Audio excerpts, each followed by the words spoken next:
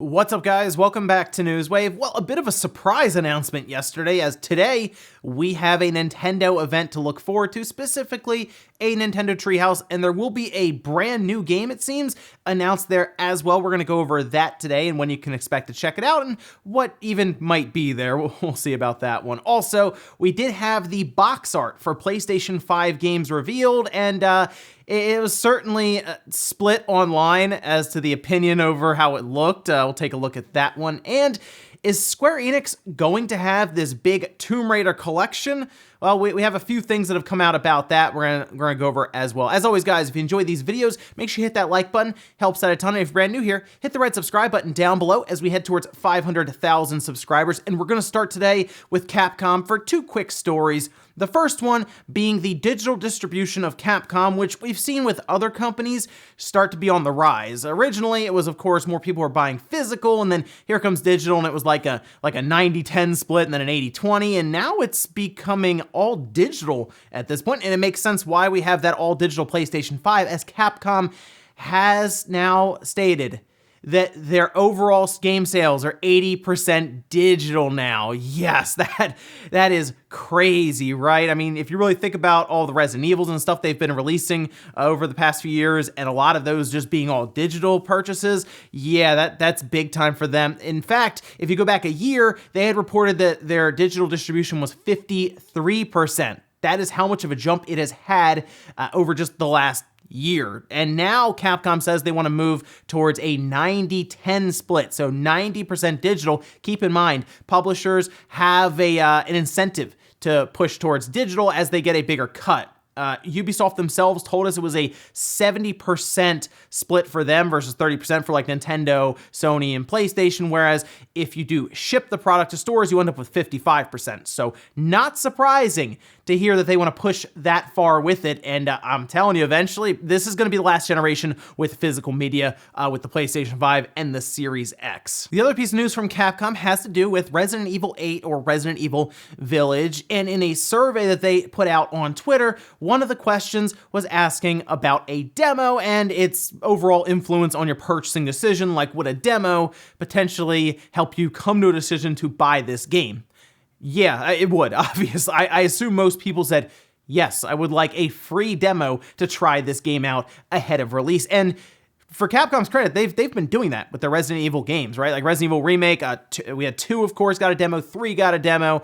I wouldn't be surprised to see Resident Evil 8 get a demo of some kind, and they've done some fun things even with the demos where they went back and updated one so you could hear kind of stars in the background outside, and I like what they're doing with the demos kind of working into the game. We could even see it kind of be like a prequel or like the early start of the game that leads into the beginning of the retail game. So I'm hoping we get one definitely before it comes out, which is supposed to be coming out next year, possibly first half even. Also, we had an interview with Phil Spencer and GameIndustry.biz, and what they talked about specifically were the different studios that they've been acquiring.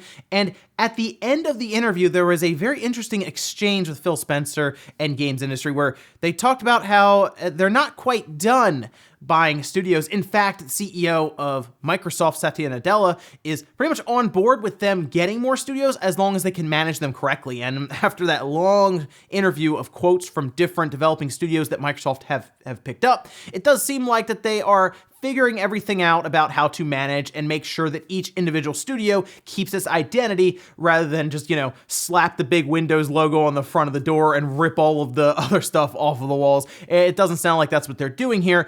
So what that ends up leaning into is still the idea of Microsoft maybe buying WB Games. It sounds crazy, but there is a lot to gain from that if they can make it happen. And if some of those licensing agreements are still in place, Microsoft could all of a sudden end up with a good shot at having Batman be an Xbox game overall. So something to think about there, because it does seem like we could get another announcement relatively soon for a new studio that's going to be joining the Microsoft Xbox family. And guys, with some of the quick news out of the way, let's get into the bigger stuff. We're going to start right away with the Nintendo Treehouse that's going to revolve around Paper Mario. Here's the tweet that they sent out. It says, check out gameplay of the upcoming game, Paper Mario the Origami King, tomorrow. That'd be at 10 a.m. Pacific, so 1 p.m. Eastern Time. And that is going to have a first reveal and gameplay for a title in a franchise new to developer WayForward. And this got the internet freaking out for all of an hour or so, because Nintendo had to come back and clarify this one. People started to run wild with theories of WayForward doing a Metroid game, which, by the way, that'd probably be Mercury Steam for the 2D Metroid game, so it wouldn't even be WayForward anyway. And then it also came back to, like, Wario Land. That would be cool, by the way, if they did a Wario Land game. But Nintendo did have to backpedal a little bit and explain things a bit further in a tweet following up to this, saying, please note that WayForward's new title featured in Nintendo Treehouse Live is based on a third-party property. So this is going to be difficult to guess. Obviously, it's a third-party property, which could be like so many different titles at that point, franchises. Yeah, you can just start guessing, naming a whole bunch of them, and who knows, maybe you're right. But it's new to WayForward, and it's interesting to think that it would be showcased at Nintendo's event, because that means that it would have some sort of vested interest for Nintendo to show this off at a Treehouse event alongside of Paper Mario. So if it's not just straight up a Nintendo IP or Nintendo product, right? It's not first party, it's third party. It's tough to really guess what Nintendo would want to show there. Maybe, okay, what if it was like a 2D Bayonetta game? That's something they could do, because that would be Sega getting involved with the whole thing, and okay, it's kind of third party because of Sega, right? And Nintendo works with it as well and publishes. It's possible. It could be. That's kind of what I'm thinking right now. It's some sort of IP that, of course, is linked to Nintendo in some way, but is still third party, so there would be someone else involved. I also saw some thoughts about it being Castlevania, and Konami would have to get involved. That would be kind of neat if it was like a brand new Castlevania game. I'm not really leaning in that direction, but something like a 2D Bayonetta game, just to tide us over until Bayonetta 3 is ready, someday. It feels like we've been talking about Bayonetta 3 forever, and we haven't even seen gameplay or a screenshot for it. But anyway, something like that would be pretty cool to see, I think. But honestly, it's anyone's guess. And hey, we won't have to wait too much longer here, just a few hours after this video goes up. Now, the overall presentation is going to revolve, no pun intended, around Paper Mario. And there were some previews that were written, and I gotta say, little disappointed going into this one, but I am absolutely gonna give it a chance, because the big positive that everyone seems to say about this game is the overall writing, the world, and just how fun the game is to play through. The one problem we run into is that the battles still don't seem to have much meaning. There's no experience points, there's no real leveling up when it comes to that, and from what most of the previews that I read were saying, they just avoided battles, and that seems so strange to me, because the puzzle mechanic aspect to it is very clever. Like, overall, I would have not thought of that in something like an RPG, but the idea that, there's not much on the other side of that, like going through these different battles, it's so strange to me that they are just stripping away some of the RPG elements to Paper Mario that I think made it great for the 1,000-year door. You do get coins, but apparently the coins only go so far. You'll buy some different items that you'll use, but that's about it. HP is apparently gained max HP when you defeat bosses and find secrets, which the overall world looks like it's going to be a blast to explore, but if you're avoiding enemies most of the way, that doesn't really seem fun. It seems kind of tedious, and it seems like a core aspect of the game is like getting in your way almost. Next up, let's talk about the next big PlayStation 5 reveal that happened yesterday, and that is the box art. Yeah, people have been wondering what the box art for a game for the PlayStation 5 would look like. There were some really cool mock-ups and some renderings of it and what people thought it could look like. I really liked there was a Ghost of Tsushima one out there, and it was like gray, black, and some white thrown in there, and I think it looked great for the PlayStation 5. Clearly, Sony wanted to incorporate some blue into it, which makes sense for them because the console primarily is like white, black, and then some blue accents around the inside with the lighting. But you can see the box art here as Sony did unveil it. You can see it's the Spider-Man Miles Morales game, and it's I think it'll grow on me, but it's interesting because the whole case is blue, right? Then we have that white stripe across the top, kind of going down the spine, maybe a quarter of the way, and then the PlayStation 5 logo is in black. It's just something about the box art looks strange to me. I don't know. It's very bold, I guess. It clashes kind of at the top. Maybe that's what they were going with, right? I mean, the overall design of the system is certainly polarizing. That has grown on me a bit. Okay, I will say that. I have got to the point where I'm like, okay, it looks fine. Like I think it at least looks different enough to where it is cool. But the box art, I like that black and gray looking Ghost of Tsushima one. I think that would have been a bit more interesting to go to the black casing design rather than blue, and maybe had some blue accents around the cover art itself. But this is what they're going with here. Maybe it'll look a bit different with other games that come out, like we'll see Horizon, of course, in the Ratchet and Clank, and maybe just now that I'm just seeing it for the first time, it doesn't click as much with me. But again, like the console, it'll probably grow on me. It looks a little too close maybe to the PlayStation 4 casing as well. That I think is the biggest part, is if they change the plastic color, so rather than be blue, they tried something different, it might differentiate it more. But I mean, the idea here is that PS4 games will work as well for the most part, so maybe they want them to try to look very similar as they go into next generation for being on store shelves. Next up, we're going to stick with Sony, as they made a pretty sizable investment yesterday as well, as Sony has invested $250 million into Epic Games. And of course, Epic Games, Fortnite is an interesting investment. And what's really funny about this is in 2012, Tencent invested $330 million, so more than 250 obviously, but not like that much more, and that was for 40% of Epic Games, right? We hear about that now and then still, right? Oh, Tencent owns almost half the Epic Games and all this, right? Tencent is everywhere. But Sony just invested $250 million, and guess how much that got them a stake in Epic Games? Just over percent. It was like 1.4%. That is how much growth Epic Games has seen now. In fact, apparently they are now valuated at $17 billion. Yes, that is crazy. But I mean, it's Fortnite. Fortnite's their biggest thing. Of course, they also have the Unreal Engine, but you see Fortnite everywhere, right? I mean, yes, Unreal Engine has grown heavily in the gaming space to where a lot of different studios are using the Unreal Engine 5 even now from 4.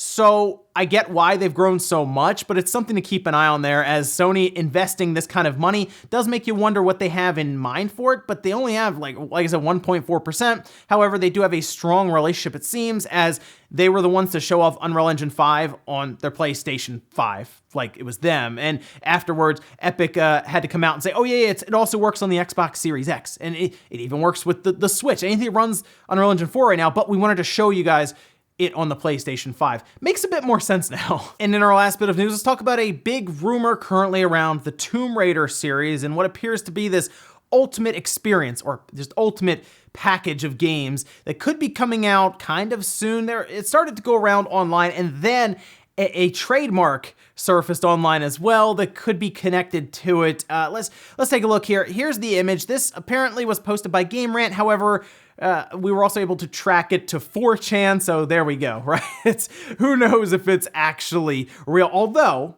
take a look. You see the image, right? Look down there, and what do you see? Google Stadia. You know what? I'll be honest. I mean, yeah, like all the other platforms, like Switch, Xbox, all that stuff. But like, I looked down and I said, this might be real.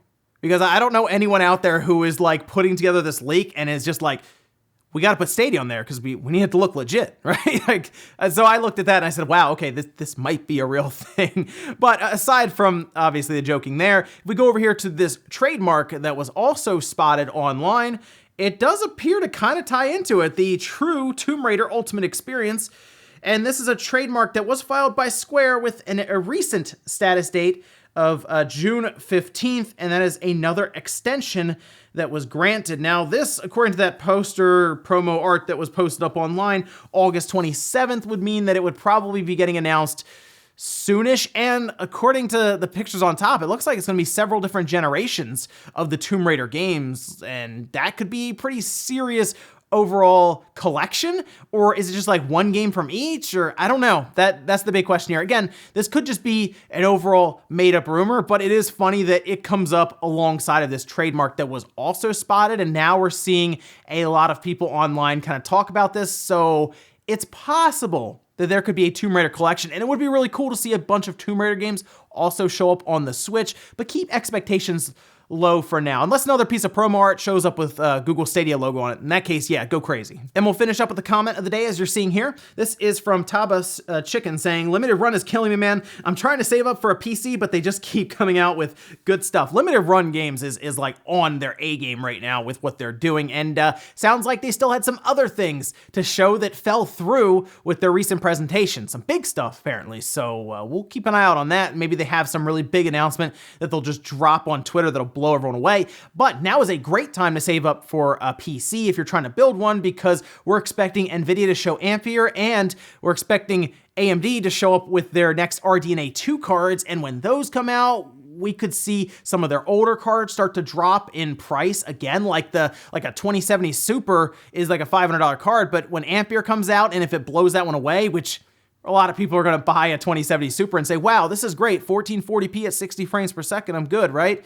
Now is a great time to save up money, by the way, just for a computer overall, because by the end of this year, we should have some new video cards on the market, which could even make something like a 1080 Ti a bit cheaper to pick up, especially if you're focusing on like 1080p and 1440p gaming. If you're looking for, 4K crazy stuff, I mean, the Ampere cards are gonna be quite expensive, right? $1,200 to $1,300, I would say, for the top of the line one, maybe more. So keep that in mind. But good time to save up for a mid-range PC. Absolutely get started now so you can have one built and ready to go. I would say by like October, November. And ladies and gentlemen, that's gonna do it here for Newswave. If you enjoyed this video, guys, hit that like button, really helps out. If not, hit the dislike. Leave comments down below about everything we talked about today. Whether there's that Tomb Raider collection, do you think it's legit? And do you think we're just gonna get like 9 or 10 Tomb Raider games just packed in and released and all this stuff? That I question. Like I said, maybe just 1 or 2 from each generation, and they just throw it together in like this 5-game package. That would still be pretty good, I think. And then the Treehouse later on today, what game will WayForward have there? And what do you think about Paper Mario from what we've been seeing? And then let me know your first impressions on the PlayStation 5 box art for games down below. Thanks guys for watching. Have a great weekend. I'll see you back here Monday morning, 8 a.m. Eastern time for Newswave.